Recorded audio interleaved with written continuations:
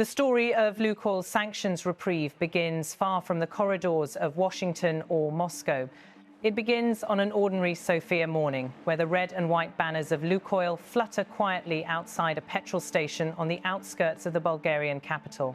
Commuters drive past without pausing, unaware that the fuel they purchase sits at the centre of one of the most consequential geopolitical debates of the moment.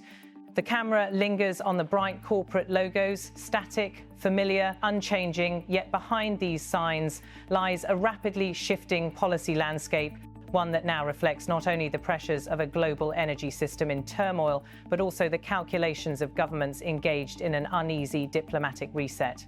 For several years, Lukoil has been more than just a Russian oil giant. It has been a symbol of the extensive economic network that ties Europe, the United States, and global markets to Russia's enormous hydrocarbon trade. When Russia launched its invasion of Ukraine in February 2022, Lukoil, along with state-controlled companies like Rosneft, became a target of sweeping Western sanctions. These measures were designed not only to punish Moscow, but to starve its war machine of revenue. For energy-importing nations, the sanctions were a test of political resilience. How much economic pain could they endure in order to uphold diplomatic pressure? Yet reality, as it often does, forced nuance. Gas stations do not exist in a vacuum. They serve families, taxi drivers, small businesses, trucking fleets, emergency services, everyday consumers who cannot reasonably assess the geopolitical significance of the brand on the fuel pump. And as the sanctions took effect, regulators across the Atlantic faced an urgent practical question. How does one isolate the Kremlin's financial networks without causing unintended harm to ordinary people in countries far outside Russia's borders? It was this dilemma that brought the US Treasury Department to its latest decision. The agency announced that it would extend authorization for Lukoil-branded gas stations outside Russia to continue operating, effectively suspending certain sanctions introduced just weeks earlier. The move represented a careful adjustment rather than a full reversal, but even a partial easing was enough to generate debate. While the Trump administration had imposed hard-hitting sanctions in October, targets that formally came into effect on November 21, the Treasury's new authorization created a carve-out aimed at what it called mitigating harm to consumers and suppliers attempting to conduct ordinary transactions. In effect, the government was drawing a distinction between Lukoil's global retail operations and its core financial architecture. Gas stations licensed under the Lukoil brand could continue selling fuel, the Treasury emphasized, so long as money from those transactions did not flow back into Russia's coffers. It was a subtle line, one that required legal precision and diplomatic care, but it was also a pragmatic acknowledgement of how deeply integrated the company's foreign subsidiaries were in local energy markets. Against this backdrop, the scenes filmed in Sofia take on renewed meaning. The wide shots of the Lukoil station, cars pulling in and out, the bright signage standing against the autumn sky offer a reminder that sanctions are not abstract policy tools. They are decisions made in Washington that ripple outward, touching the lives of people who may never hear the names of the officials drafting them. A simple close-up of a logo becomes a visual metaphor for the uneasy balance between economic enforcement and the daily routines that must continue regardless of geopolitical tension. But the timing of this sanctions relief raised eyebrows. The decision came in the same week that White House negotiators traveled to Moscow for direct talks with Russian President Vladimir Putin, an extraordinary moment in a war that has reshaped global politics. After nearly 4 years of conflict, the United States and Russia were once again sitting face to face, and the optics alone signaled a potential recalibration of strategy.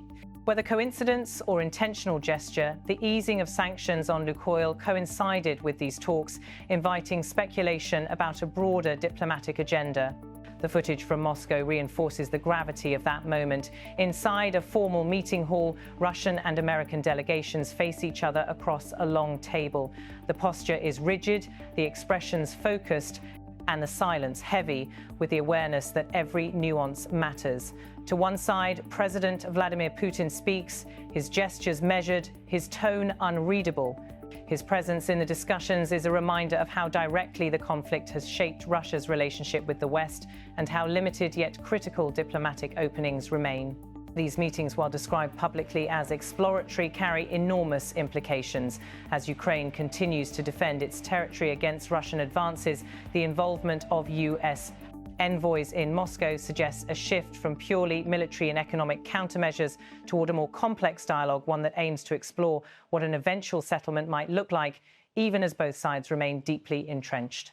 For European allies, some of whom have privately expressed concern about being sidelined, the talks signal that Washington may be considering strategic pathways that do not necessarily align with every partner's stance. In that climate, the Lukoil sanction adjustment becomes more than a small regulatory decision. It becomes part of a broader narrative, a story of signals, pressure points, leverage, and the slow, uncomfortable dance of diplomacy between adversaries. For hawks in Washington, the easing raises concerns that the administration is creating space for Russian companies, even as the Kremlin continues its military operations. For pragmatists, the move is a logical attempt to prevent self-inflicted economic harm while negotiations unfold, an example of how sanctions must be calibrated when political goals and practical realities intersect. Back in Sofia, the camera captures ordinary scenes, vehicles passing, customers moving in and out of the station, the quiet sound of traffic. It is a stark contrast to the tense diplomatic theatre unfolding in Moscow. But perhaps it is precisely this contrast that explains why the Treasury took the path it did. While governments debate political leverage, energy systems continue their daily churn. Trucks need diesel, families need heating. Supply chains depend on predictable fuel access. Even in the context of sanctions, governments must ensure that households are not disrupted by a conflict occurring thousands of kilometers away. The Treasury statement emphasized the intent to prevent unintended consequences. Officials noted that sanctions are strongest when they target strategic vulnerabilities in an adversary's economy, not when they disrupt ordinary commerce among friendly nations. This same philosophy has been applied before, particularly in the early years of energy sanctions against Iran. Back then, the United States sought to curb Tehran's oil revenue while ensuring that oil markets remained sufficiently supplied to prevent global price shocks. The Lukoil adjustment echoes that same balancing act. Still, critics warn that any loosening of sanctions risks muddying the political message. They argue that Russia's major oil companies, even when operating through foreign subsidiaries, remain financially intertwined with the state.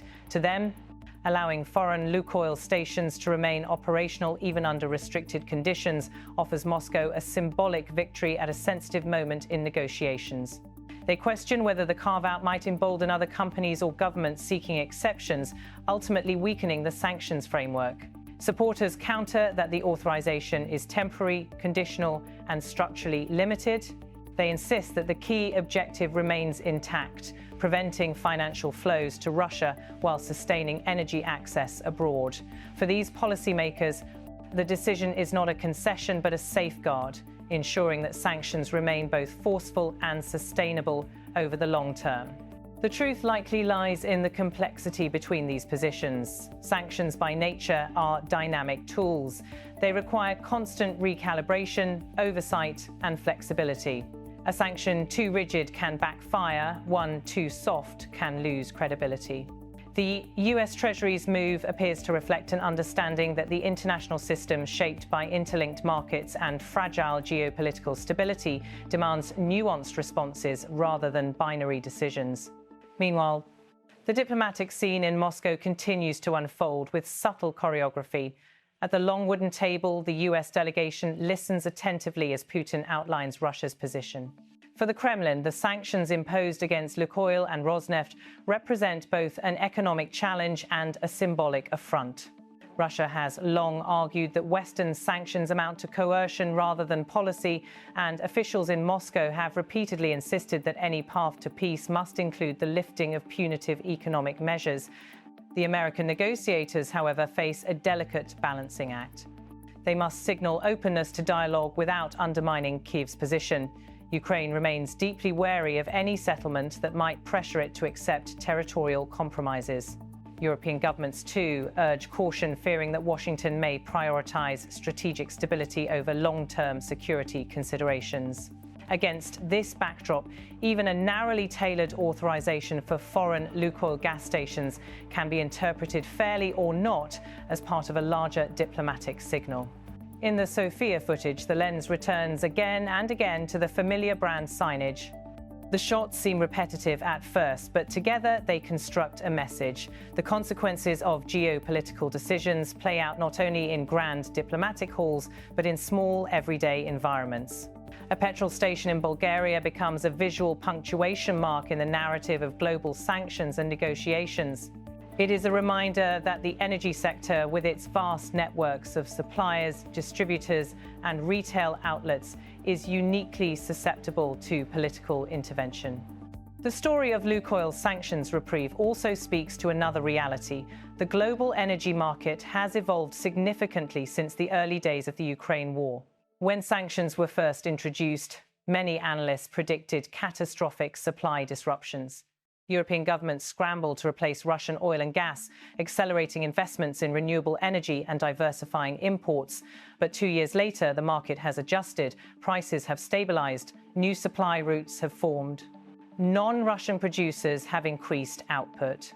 The urgency to fully sever energy dependence on Moscow remains in political rhetoric, but the practical pressures once driving those policies have softened in some regions.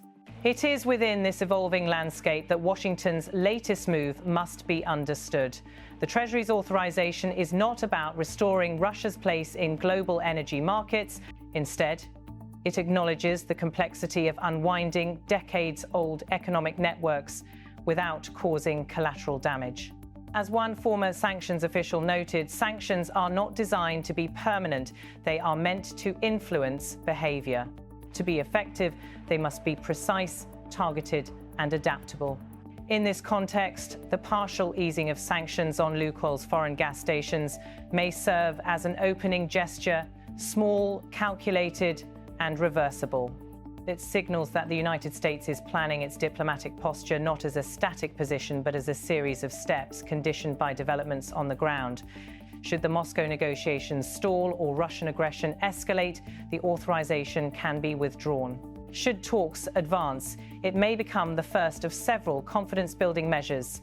The final images in the raw footage return to Moscow, flags carrying the red Lukoil emblem billow in the wind, the company's presence unmistakable even amid the snowy Russian capital. Then the frame shifts back to the negotiation room, where the Russian and American delegations continue their discussions. It is an atmosphere charged with the weight of the moment.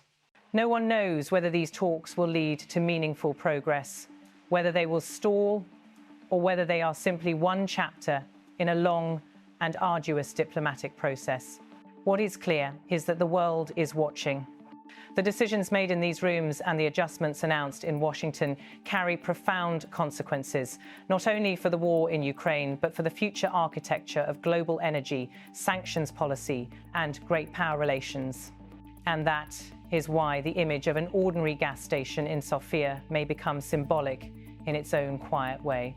It reflects the complexities of modern conflict, that geopolitical struggles are not confined to battlefields or diplomatic halls. They reach into everyday spaces, into the choices consumers make at the pump, into the decisions governments make to balance principle with practicality.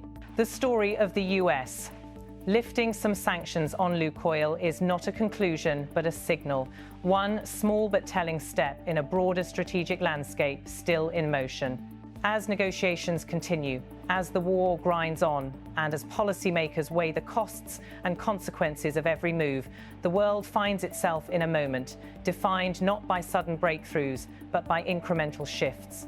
Each one, however small, carries its own significance. And the camera, lingering across Sofia and Moscow, captures not only the visuals of this moment, but the deeper narrative unfolding beneath them. The interplay of diplomacy, economics, energy, and human lives woven through a conflict that continues to shape the modern world.